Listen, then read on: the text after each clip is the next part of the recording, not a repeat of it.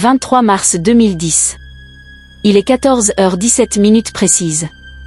Nous sommes à la station King's Cross Saint-Pancras, à Londres. Le quai est bondé, c'est l'heure de pointe. Une femme de 46 ans, prise dans la foule, perd soudain l'équilibre. Elle bascule, tombe sur les voies. Elle hurle. Le train entre en gare dans moins de 30 secondes. Le rapport de la British Transport Police est formel. Un homme, la trentaine, costume gris impeccable, mallette à la main, se trouve à moins de 3 mètres d'elle. Il la voit tomber.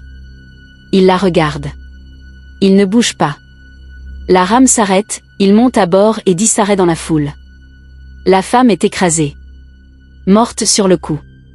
Grâce aux caméras de surveillance, l'homme est rapidement identifié et retrouvé.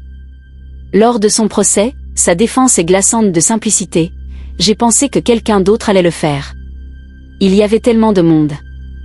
Cet homme, ce n'est pas un monstre. C'est juste un être humain, victime, comme nous tous, d'un biais psychologique puissant et terrifiant. Les psychologues appellent ça l'effet spectateur, ou la dilution de la responsabilité. C'est un paradoxe cruel, plus il y a de témoins lors d'une situation d'urgence, moins chaque individu se sent personnellement obligé d'intervenir. Chacun pense que l'autre va agir. Et au final, personne ne bouge. C'est comme si la responsabilité de l'action était une tarte que l'on divise en parts de plus en plus petites jusqu'à ce que chacun n'ait plus qu'une miette, une excuse pour ne rien faire. Pensez-y. On a tous déjà vécu ça à une plus petite échelle. Une personne fait tomber ses courses dans la rue, et tout le monde continue de marcher.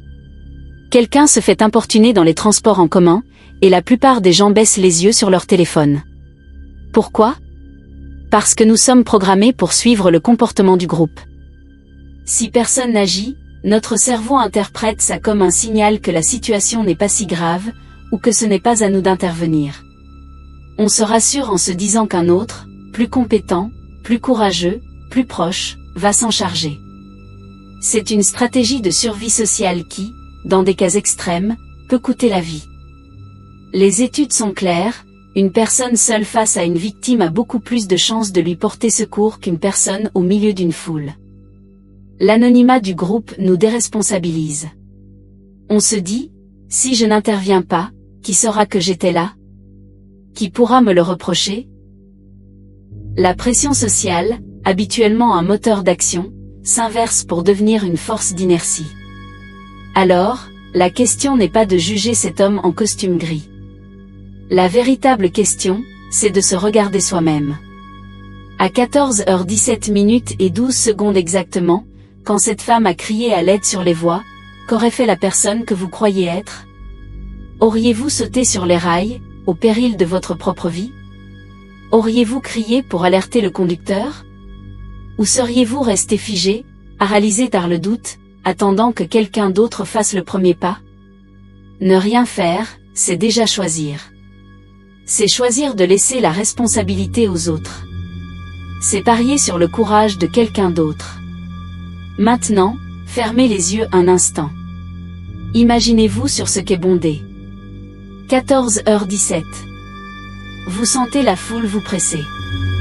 Vous entendez le grondement du train qui approche. Et là, devant vous, vous la voyez tomber. Le temps se fige. Que fait votre corps ? Il bouge. Ou il reste pétrifié ? Répondez dans les commentaires, le plus honnêtement possible. La réponse pourrait vous surprendre.